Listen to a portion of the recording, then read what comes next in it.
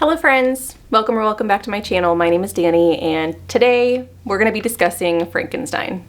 If you've been watching my channel for long, you know that I like a good Frankenstein retelling, and I've been telling myself for years that I need to read the original text because I've actually never read the original Frankenstein story by Mary Shelley, but I've read probably 5 or 6 retellings, reimaginings at this point in time, or books that were inspired by the story of Frankenstein, and I have enjoyed a lot of them.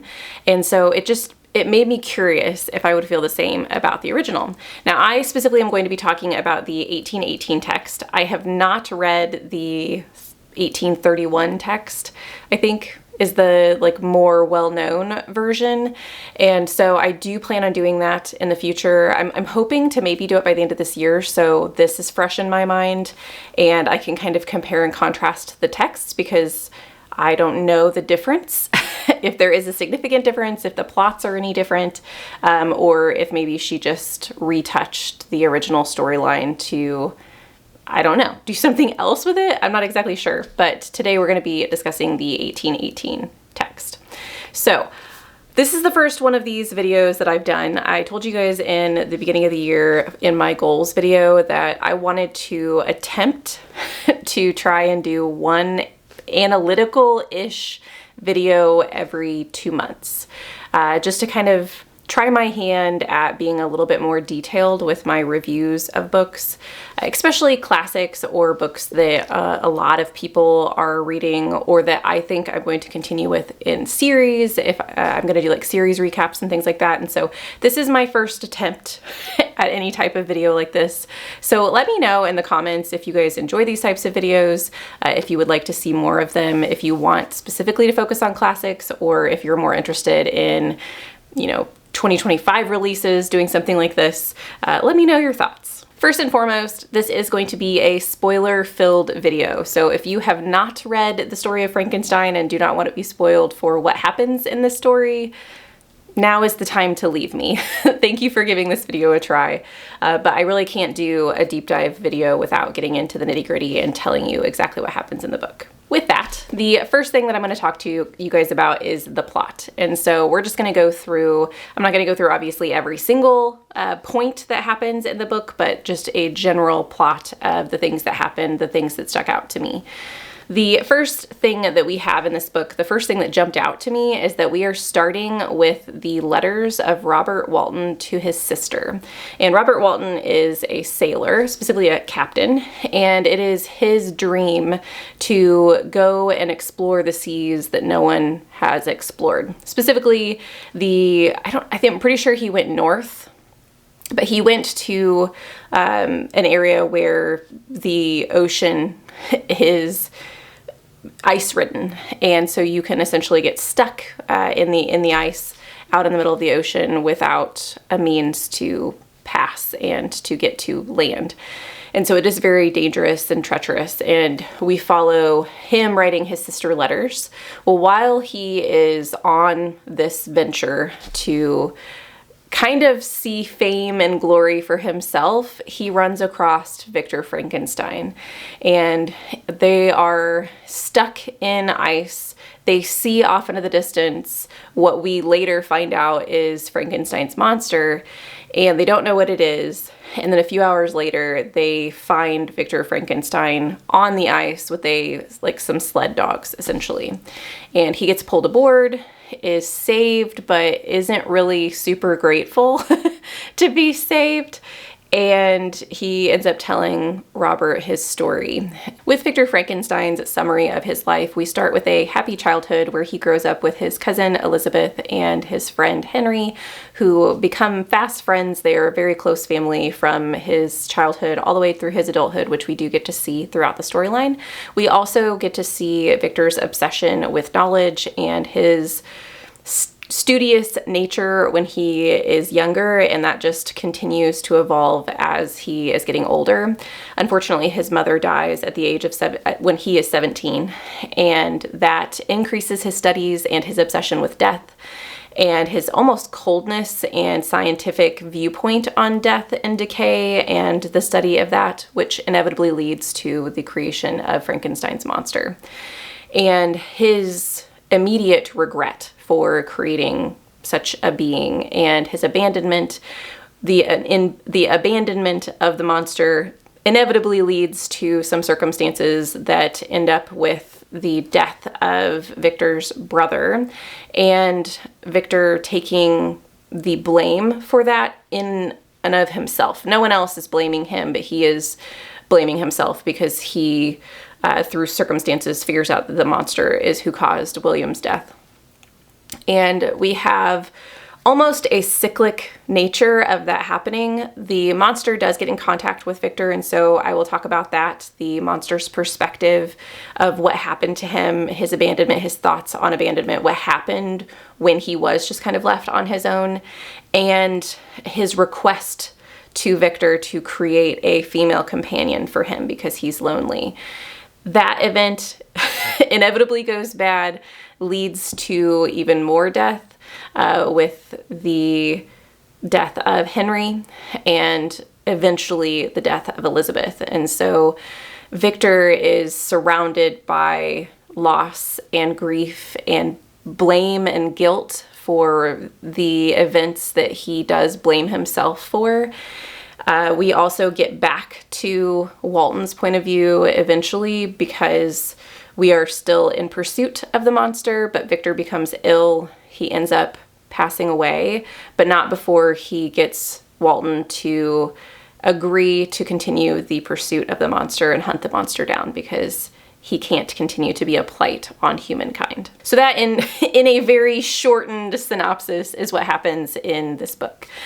But I've kind of broken it down into some things that I really want to focus in on, and even give you guys some quotes from this. The first thing that I want to talk to you about, though, before we get to the storyline, is just some backstory on Mary Shelley that was actually provided to me in this edition, which is a Penguin Classic edition of Frankenstein. The author very kindly put in the very beginning of this just an introduction that has some information about Mary Shelley's past, which I was not aware of. First and foremost, I did not realize that Mary Shelley, both of her parents were authors and kind of in the arts. Her mother specifically was seen as a radical and published many works that now I want to look up because I had never heard of her before, and so I am intrigued to see what her thoughts were on the day, the time that she lived in. Specifically, I'm pretty sure she was an advocate for women's rights. And so I would like to see that and read some of her works as well. This does have, I didn't get a chance to get into it, but this book does have some of her mother's writing in it. I think it's just maybe one little snippet. It's just excerpts from one of her works called A Vindication of Women's Rights, A Vindication of the Rights of Women, by Mary Wollstonecraft was her mother's name. So I haven't gotten a chance to read it, but I am intrigued by that little aspect of her mother. Also, it's important to note that Mary Shelley's mother died 10 days after giving birth to Mary Shelley. And so she grew up without a mother. In that time, it was very uncommon for women to be educated in the same way that men were, especially in writing. It is, you probably are aware, but in the 1800s, women were not allowed to be authors. So a lot of them wrote under pen names to get published, which Mary Shelley was no different in that regard. And her father did have her educated, though, and had held certain beliefs because of who he was married to. Clearly, her mother was not someone who fit societal norms, and so her father had different viewpoints on educating his daughter, and she reaped the benefits of that. But not to speak too highly of her father, because Mary ended up falling in love with Percy Shelley, and who was married at the time, and ended up living with him and kind of running away with him because of the times. It was not acceptable for her to be with him, and so they ended up living in a different country, and she was ostracized not only by society but also her father. She was essentially abandoned and thought that she could make amends throughout her life, and it didn't really ever happen. She even dedicated this first edition to her father, which didn't end up happening. or helping.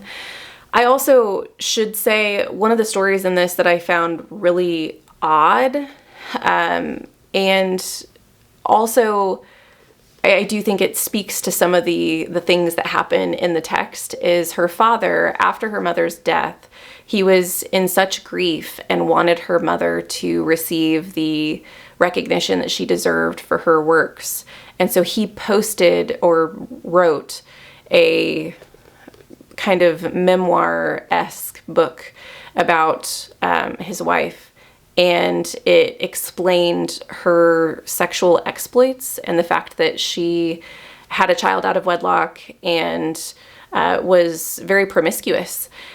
And essentially he unintentionally turned society against her. There were people who respected her works prior to him publishing this article, and after that she was just seen as kind of a harlot, for lack of a better term, and so it really discredited some of her works instead of giving her credit. I just thought that was a really weird factoid that he did it because he wanted his wife to receive recognition, but it ended up backfiring.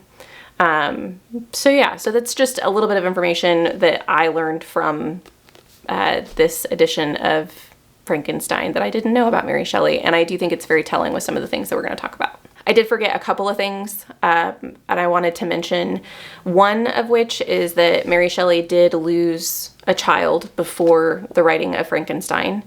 And the second thing I wanted to mention is that she also had been dealing with the deaths of two, I don't want to say prominent women in her life, but women who did have an impact on her. One of them was Percy Shelley's wife, ended up committing suicide. It was because of the fact that she ended up getting pregnant from another man and didn't want to deal with the ramifications of what that would cause her as a woman in that society.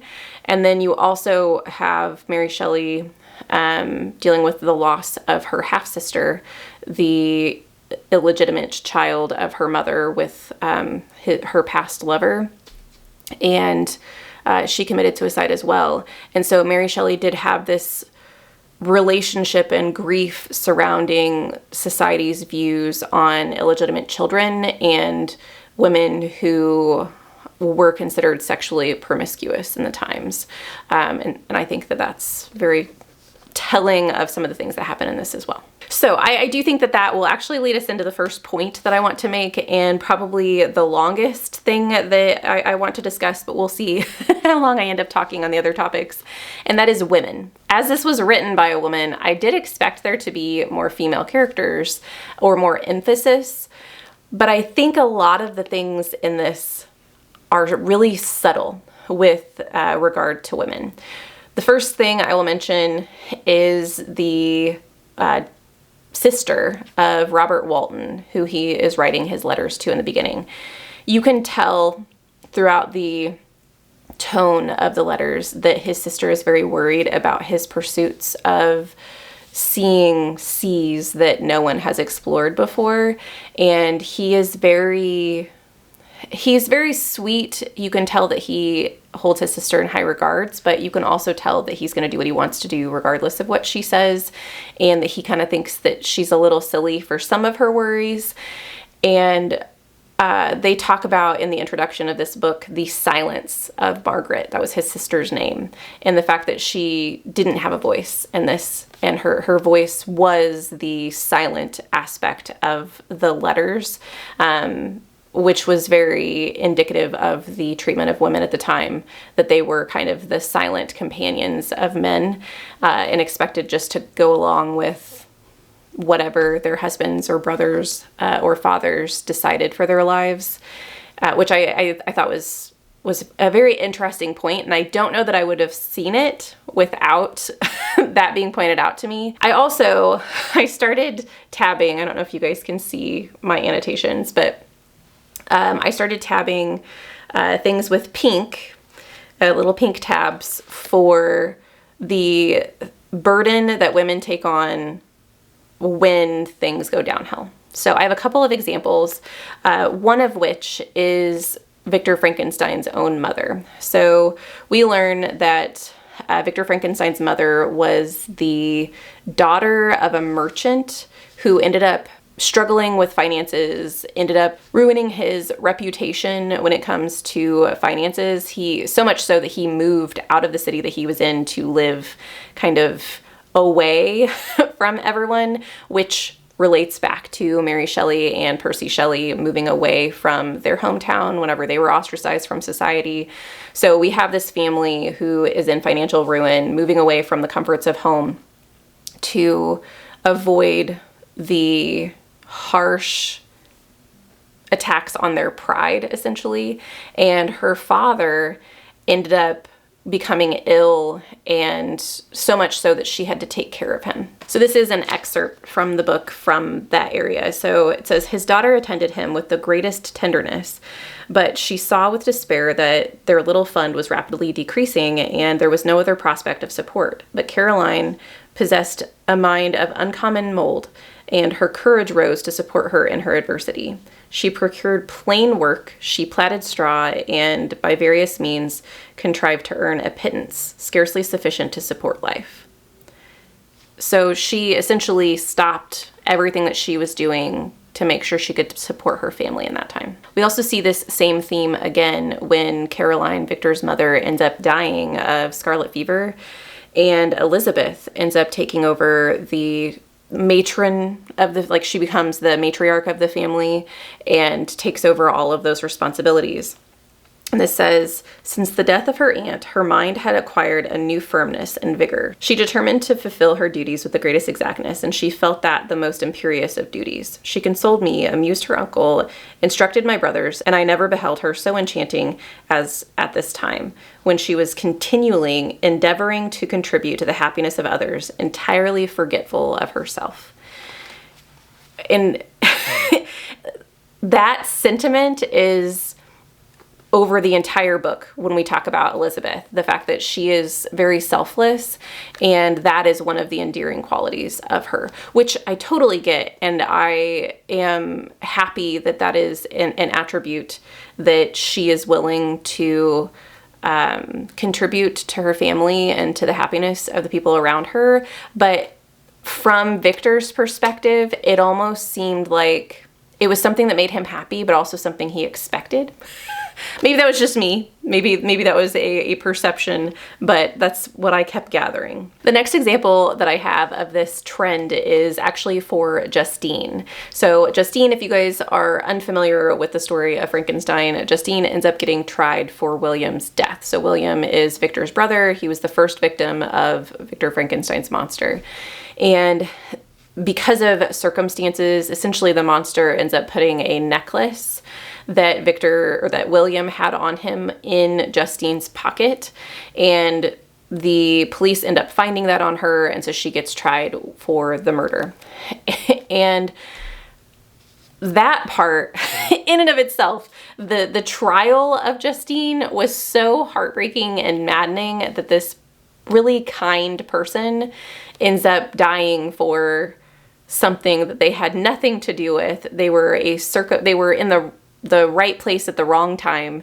And Victor does talk about how he feels guilty about it, but I feel like I was a little irritated with that whole scene, because I'm like, no one's doing anything. Like, there's no evidence. Like, the only thing that she has is this necklace, but like no one can place her at the scene of the crime. Everyone, like character witnesses, talk about how sweet she is. Like, that scene was very maddening. Anyway, but when she has been tried and she knows that she's going to die, Justine takes upon herself to comfort everyone else. So once again, we see a woman standing, in the way of grief and helping others cope when they themselves don't get a chance to grieve. Like, she couldn't even grieve her own life. So that was something else. I also, within the realm of the burden women take on in this, we also have the marriage eventually of Victor Frankenstein and Elizabeth.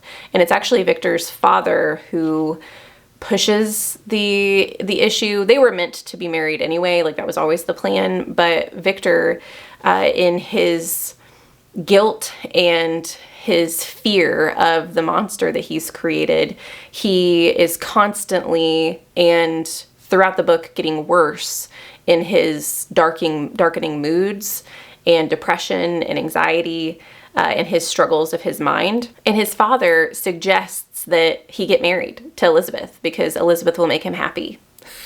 So once again, a man is saying, this woman will take on the burdens and make you happy. I know that's not what he meant, but like it popped out at me for that. And then to top it all off, we also have the monster in the story who does request that Victor make him a female companion. Now, something that I will talk about is the fact that the process of Victor creating a human life or a reanimated life in this is not super specific. There are mentions of why, but that request alone, Victor and the monster are taking away a woman's agency by saying, okay, we're going to create this companion for you. This person has no, right in their minds to say whether or not they want this to happen, whether or not they want to be brought back to life, to be a companion to the monster. And the monster is saying that will be what brings him happiness. The burden of happiness, once again, being laid at a woman's feet. So now that I've talked about that, and I do just want to jump to the creation of Frankenstein's monster, because I think that was probably one of my disappointments with the story. And it is explained as to why we don't go into details of how the monster is created.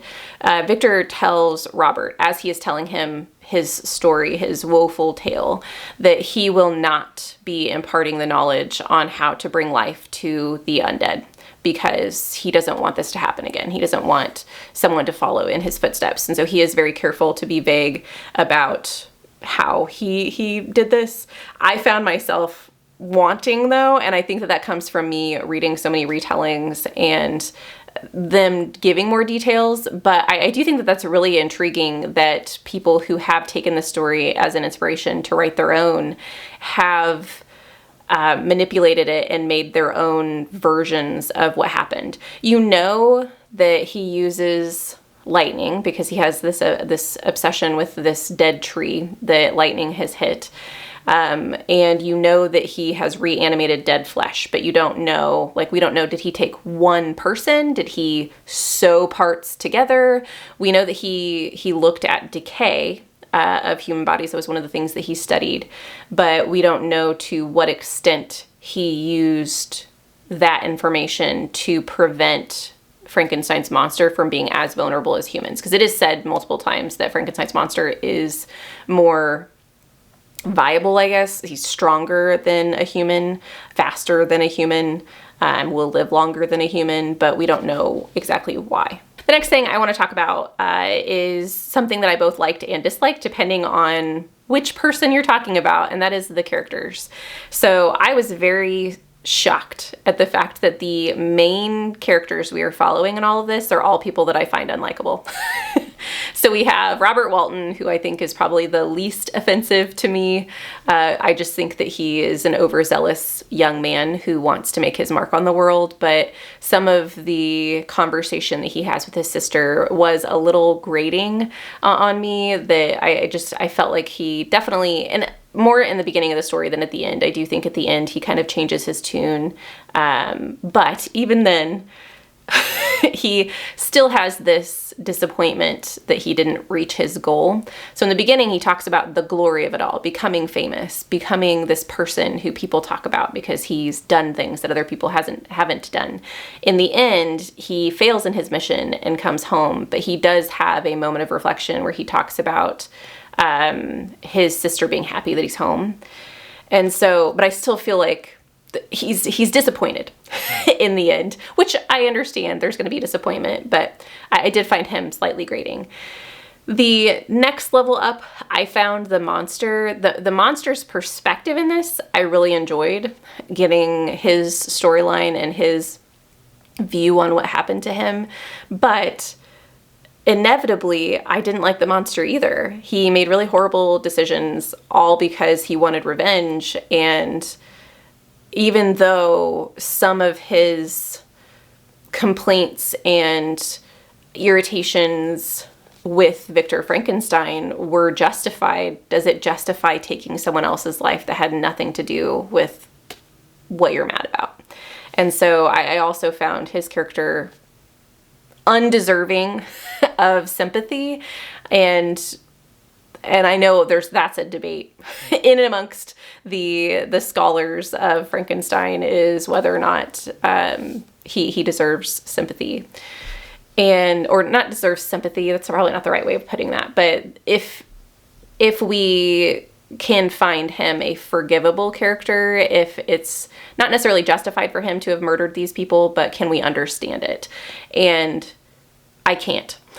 I don't think that there is a way for my brain to justify what he did to completely innocent people because he was mad at Victor. And then lastly, the most unlikable character in this entire story is the main character, Victor Frankenstein. And I know he's not supposed to be likable, and so it didn't turn me off of reading the book, but I think that it kept me from thinking that this is a favorite. I love the concepts. I love the items that we're talking about, the discussion points within the storyline, but because I couldn't love any of the main characters, there's nothing really for me to grip onto and really stay with me. So we'll see. Maybe my opinion will change the farther I get away from the book. Now, as far as the likable characters of the storyline, I love Henry's character, I love Elizabeth's character, and I love Justine's character. And to be honest, when I'm reading retellings, those are the characters that I am intrigued with the most. And so I was really happy to see that the original text has some characters who love life and are genuinely pleasant and happy individuals, and they want to see the people around them happy, even through adversity. Justine's story is absolutely heartbreaking, and she is still a very gracious, grateful human being, and to see what happened to her in this is just absolutely horrible. The next thing I want to talk about is the evolution of grief in this. So we start with the recognition of loss when he loses his mother. So let me read you this quote. This is Victor's kind of first dealing in death, and he is processing and thinking about what this means. And he does talk about his mother. It says, "She died calmly, and her countenance expressed an affection even in death." She has a conversation with Victor and Elizabeth on her deathbed, essentially saying that it is her dream for them to get married, and that they have each other, essentially. So she was thinking about her family even in her dying moments. And he goes on to talk about what this means for him and what death has taken from him. And so the part that I found really poignant is this sentence here. It says, "The sound of a voice so familiar and dear to the ear can be hushed, never more to be heard." I just thought that spoke to me so much, because I've had grandparents in the past that have died, and slowly you forget what they sound like. And it's very sad to think that death does take that from us. It can't necessarily take the memories from us, but those fade with time.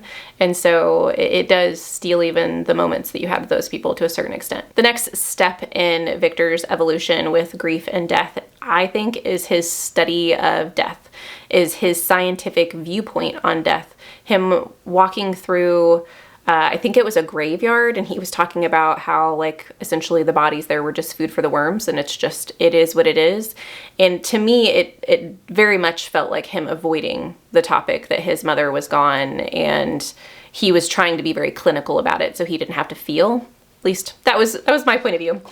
And then when William died, he refuses to let go, so much so that his father says something to him. So he is so grief-stricken when William dies, partially because he does blame himself.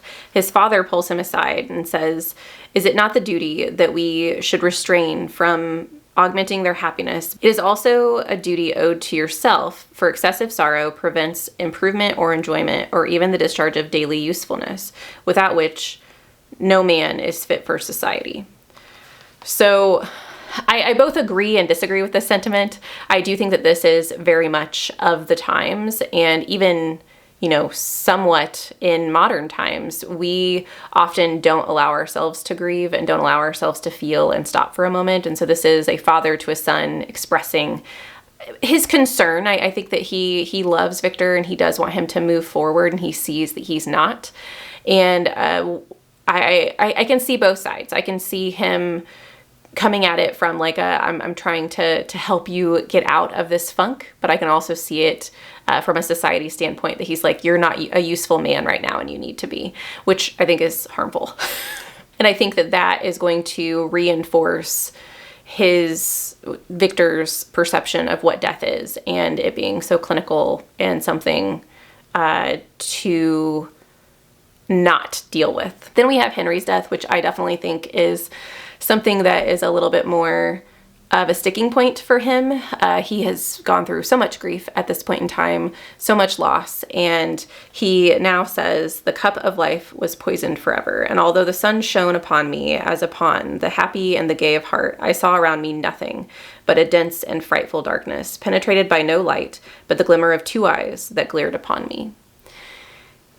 And so at this point, he starts letting grief consume him, because he's not letting it go with the conversation we had with William and with his father, or about William with his father.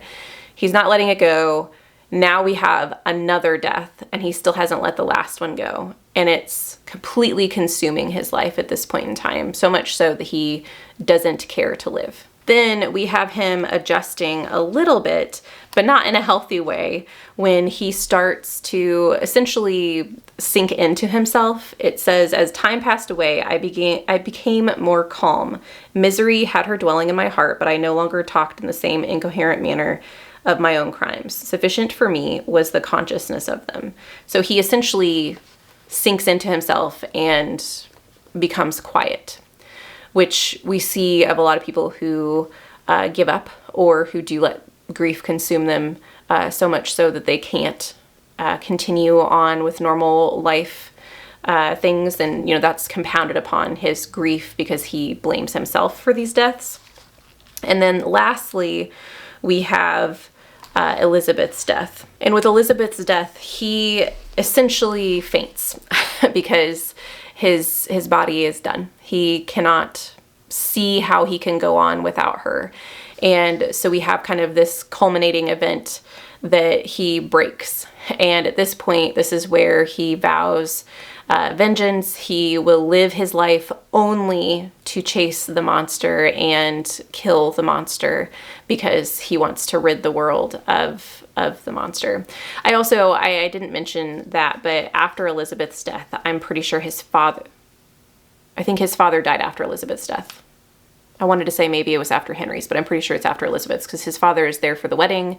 And then when he finds out that Elizabeth died, he dies several days later. And so Victor has no one left.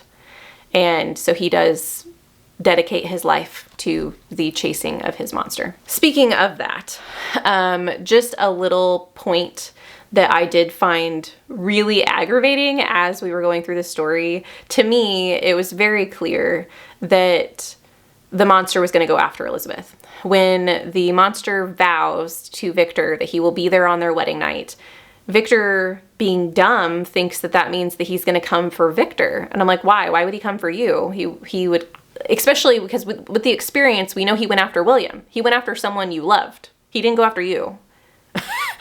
If he goes after you, he's going to end the whole thing, because he's going to have, met his goal in killing his enemy, and the story would end. Or not the story, but because it's not a story for Victor, but the game, I guess, would end.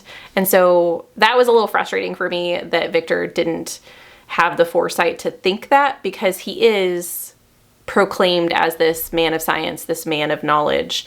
And obviously he isn't in his right mind during all of these things. And so I guess I can give it to him there. But I wish there would have been something in the storyline that would have shown him having a little bit of worry for Elizabeth and safeguarding her, which didn't happen. Which, once again, speaks to kind of the selfishness of Victor Frankenstein, which is one of the things that makes him an unlikable person.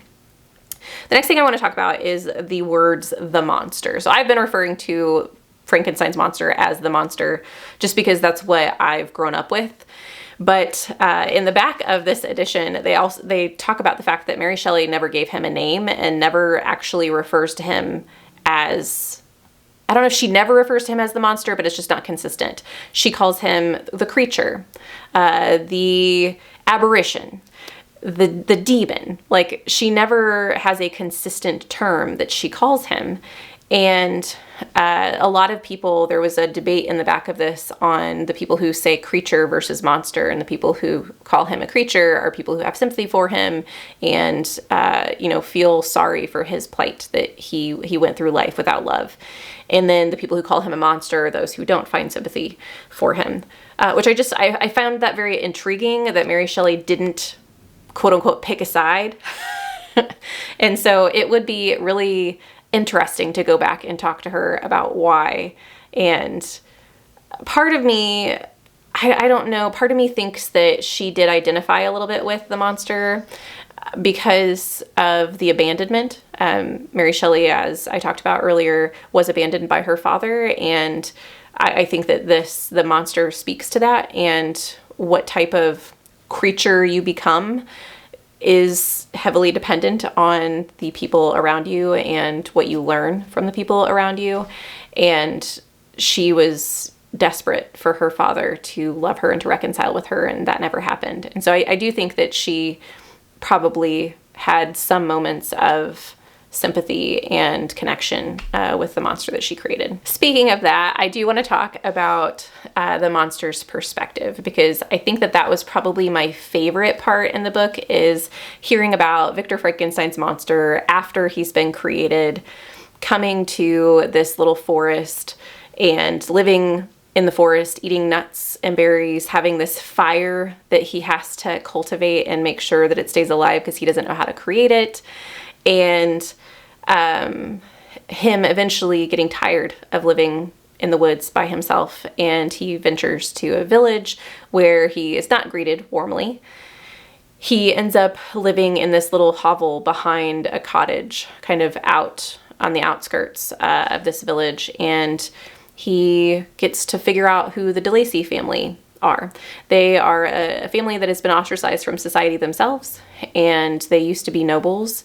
They've been on hard times and are trying to figure out life in this new circumstance of theirs.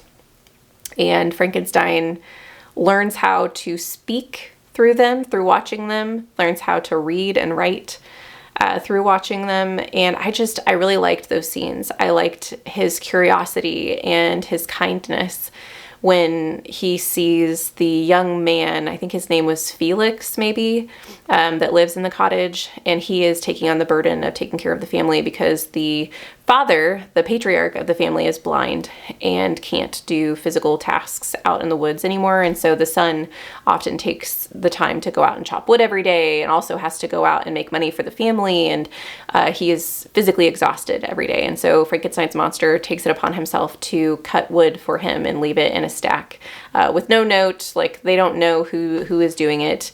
And they talk about him in a pleasant way, like he's like the little helper. I can't remember what exactly they called him, but they gave him a name where he was like the helpful spirit. And he builds a life with these people, and they don't know that he's there. Inevitably, he goes in, and when the children are gone, and tries to get the father to see his side of the story without the children there, because the father can't see. And he does have a conversation with him, but as soon as the children get home, they kick him out and they abuse him. And so he's right back at square one, being abandoned by the people he had built a home with, even though they didn't know he was there. It was very sad, but I loved the little pieces that he would learn and care about. He talks about the fact that this family was obviously struggling, and the daughter and the son would cry normally, like as they were talking to each other at night when the father was asleep, and they would be sorrowful. And the monster was essentially saying, like, if these people can be sorrowful, how much hope do I have to be happy in this life? He also talks about how dear he finds life to him, which I loved that. When he's describing what he wants from Victor Frankenstein, he explains what he thinks of life. And so he says, life, although it may only be an accumulation of anguish, is dear to me, and I will defend it. So him wanting to live, like he wants to have a life, he wants to be happy, and he's willing to do anything, as the book shows, to get his happiness. The last point I want to make about the book is the messaging behind it. I just want to talk about one of the things that's mentioned in the introduction that I found odd. So in the introduction, it says that this book was originally thought to be something that went against Christianity at the time. Specifically that Mary Shelley was writing this to give and take the creation of life, the power of the creation of life, and put it in man's hands instead of giving it to God. And I think the opposite. Which, I mean, that could just be obviously the people not reading the book, just hearing rumors about what the book is about. But I think this is a warning to people that man shouldn't have the power to create life, because of the ramifications of what happens in this book, and the grief and anguish and the things that happened to innocent people because of the actions of Victor Frankenstein. So I would argue the opposite. And obviously I can't go back and talk to the people of the times to figure out why they believed that this book was against the Christian faith, because I think it's quite the opposite. The last thing I want to mention to you guys is just some retellings reimaginings, books that were inspired by Frankenstein that I've really enjoyed. So if you are a Frankenstein lover, maybe you can look these up if you have not read them. The first one, I actually think reading the original has helped me have a better appreciation for this book, and that is Iron Hollow. I think this is the closest, I would almost consider Iron Hollow a companion novel to Frankenstein. It takes Victor Frankenstein's path out to the island where Victor Frankenstein is going to build the companion, the female companion for the monster, and it goes through that sequence of events. It may or may not, I'm not going to tell you, end up the way that this ended up. But now that I know the original story and that little, 2-week period where he went off to the island by himself, it's really cool to see those pieces fit in this book. The other 2 books that I have are definitely just retellings, reimaginings. They probably shouldn't be retellings because they're not actually talking about Frankenstein, but one of them is The Dark Descent of Elizabeth Frankenstein. So you get Elizabeth's story in growing up with Victor and what she sees in being Victor's companion and the decisions that she makes to protect him throughout her life. I absolutely love this. It was fantastic and definitely has appearances from Henry and Justine, which I did love to see. And the last one, this is probably the farthest away from the original story of Frankenstein, and this is the Athena Club series, which really just features Justine Frankenstein. So in this reimagining, this inspiration, you are taking Justine, who is made to be Frankenstein's female companion, and she decides that she doesn't want to be Frankenstein's companion and goes off and lives her life on her own. But the Athena Club is a group of women, literary women, who didn't get their own stories, such as Catherine Moreau, Dr. Moreau's daughter. They all get together, these women, and solve mysteries together, and Justine is one of them. So I did like to see her character imagined in that way. Well, I have have been talking to you guys forever. I hope that you enjoyed this discussion. If you have thoughts and feelings about Frankenstein, leave them in the comments. I would love to have a discussion with you guys about any of the things that I missed or any of the points that I brought up that maybe you have an opinion on. Please let me know in the comments down below. If you guys are not feeling chatty today and you just want to let me know that you're here, leave a Frankenstein monsters emoji. Is there one? If there's not, maybe leave a little green heart for the Frankenstein's monster. Thank you guys so much for being here. I hope you have a lovely evening, and I will see you in the next one. Bye!